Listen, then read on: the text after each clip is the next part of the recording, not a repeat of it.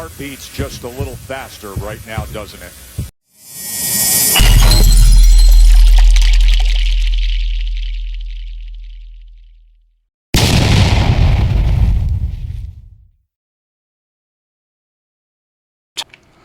Thank you, thank you, thank you. You are tuned in to Shadow Ghost.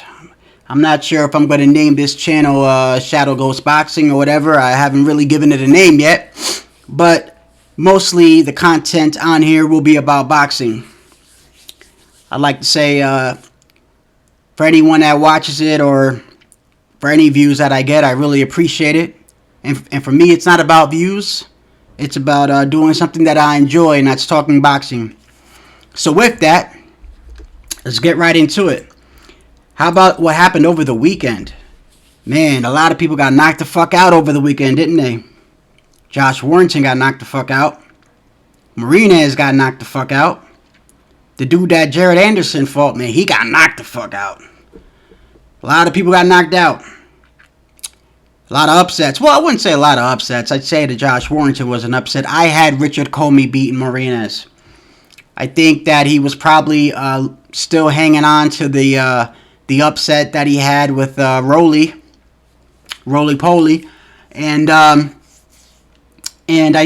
think matter of fact, when I was watching the lead up to the fight, they kept asking him about that, and it just seemed like that was really on his mind. It seemed like he never really got over it, and you know, in boxing, bro, you got to put it past you, man. You got to put it past you, man. It's just like if you get a loss, you gotta keep moving, man. You can't dwell on it because you got the person in front of you, man. The person in front of you don't care about your problems. He don't care about what's going on in your life. He wants to do the same thing. You know, Comey was coming off a loss too, a devastating loss from Lopez. He got knocked out in the second round. But yeah, man, it was a great weekend of boxing. And oh man, I'll tell you one thing. One topic I want to touch on. The moment I saw Teo on ESPN, man, I knew. I said, oh, man. Here comes the narratives from the other channels. Teo's ducking. I knew it. First he said he wanted $10 million, then he wanted $4 million. Now he's going to get the minimum, blah, blah, blah, blah, blah, blah, blah, blah. Listen, bro. I was talking with Bill Haney the other day on a panel. And what panel was it? Hold on. Let me make sure I give credit where credit is due. I think it was Major Key Boxing or Black and Brown Boxing. By the way, shout out to Major Key, shout out to Black and Brown, shout out to Rap Star, shout out to Punch Drunk Boxing, shout out to everybody that I talked to. Everybody that I talked to in the forums or I think it is a StreamYard or whatever it is. I appreciate y'all, man, because it helps me. Talking boxing is like therapy to me, man. So shout out to y'all. But I think it was on one of those panels, and you know how it is, bro. You know, anytime you talk about the Haney's, Bill Haney drops right in, bro. And he dropped in, and we were talking about the Devin Haney and Teo fight, and you know, he started to get pissed off, and I don't necessarily blame him. You know, I think Punch Drunk, he said it best, man. You know, Devin Haney and Bill Haney, they're bosses, man. Devin Haney, he's a boss, bro. He's a boss. He doesn't move the same as Teo or Ryan or Tank. You see, these guys have promoters. These guys have managers. These guys have advisors. Devin Haney doesn't. And I think it's hard for Bill Haney to understand that sometimes because he makes his own moves. And when you make your own moves, you think that things go the same way for you as they do with everybody else, and that's just not how it is. I mean, Teo has to talk to his father, his advisor, Bob. And let's not even get into cheap-ass Bob. I mean, that's why he's in the situation he's in now. I wouldn't be surprised if Teo bounces, bro. I wouldn't really be surprised. But when we was talking to Bill, I asked Bill, I said, hey, Bill, you know, why Why stress it? I mean, Ryan Garcia is making his own path. Tank is making his own path. Obviously, Teo is making his own path. I mean, obviously, Devin Haney can make his own legacy through other people. And I think even Black and Brown mentioned this on his channel. You don't necessarily have to fight Teo right now. Matter of fact, let's go to an article that I was just reading. Check this out. It says Tim Bradley wants Haney to fight Lomachenko. That's a good idea. That's a great idea. I mean, what a way to get Teo. What better way to get Teo's attention than to beat Lomachenko's ass better than he did it? Because I think people don't understand when Teo says, show me something. I don't think people understand what that means. When you fight Nakatani, Comey, and Lomachenko in a row, and then you have somebody that wants to come out of nowhere and fight you for those straps after you put in all that hard work. Yeah, I understand what he means when he says, show me something. You know, as much as I like Bill Haney and as much as I like Devin Haney, Devin hasn't fought anybody in the top 10. Do you understand what I'm saying?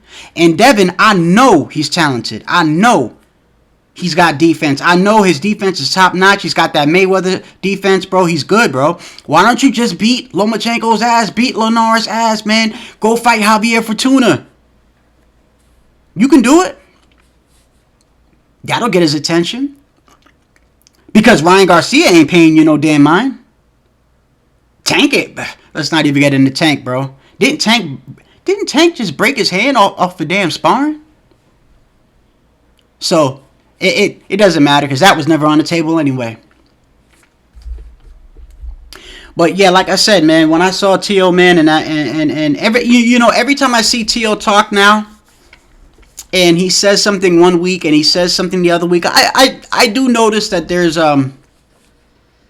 there's contradictions in things that he says, but I don't think it's because he's a liar. I think it's because he gets fed information from his advisor or his promoter that he thinks is going to happen, and then it changes. Shit changes, man. I mean, Porter, we don't even know if Porter's going to fight Terrence Crawford, but I'm pretty sure that's going to change. Yeah, man, but going back to the Comey fight, it was good to see Teo, man, at his side, man. It's good to see that you could fight somebody and shake hands, bro, and become friends, bro, and have love for that person. You can see, obviously, Teo was hurt, bro. He didn't want to stretch him out like that. Oh, and I could tell you from what I saw last night, if he ever fought him again, he'd stretch him again. He'd do the same thing. Not saying Comey is a bad fighter, because he's not. I mean, he puts a lot of pressure. He's powerful. He's a powerful puncher on either hand. It's his defense, bro. It's his defense. He's gonna get hit. I think it's just I think it's too late. I think he's 31 years old. He's too far in his career to I don't know, to maybe fix his defense like that. I mean, maybe you could polish it up, but I don't think you could fix something like that, because it's a habit when he throws his punches. It's, you know, his chin is exposed. It's something that they were talking about before the fight, and they worked on it a little bit. You saw it, and it was a little bit. It was still there. It was still there. But hey, man, he showed that he bounced back, bro. Bounced back like a true warrior, man. And bro, he flatlined him, bro. He flatlined him. I kind of feel bad for Marinez, because, you know, he should have won that last fight, man. You know, he beat Rolly. Let's just be honest. He beat Rolly. But that's what happens when you leave it in the hands of the judges, man. That's what happens.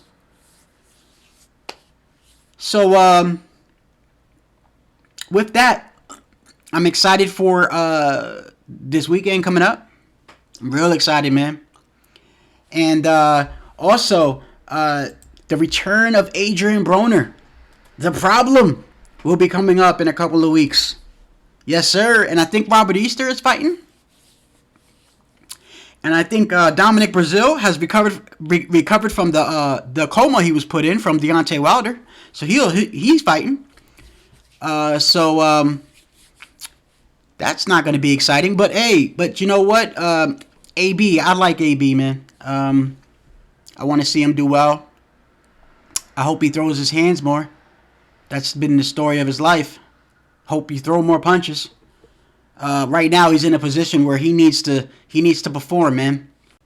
And the dude he's fighting, I don't know too much about him. His name is Santiago. He's undefeated. He's 14-0. He's Boricua. He's probably set up to lose, but who knows? This is boxing. Anything can happen, people. Anything can happen. But I think that about covers everything I want to go over.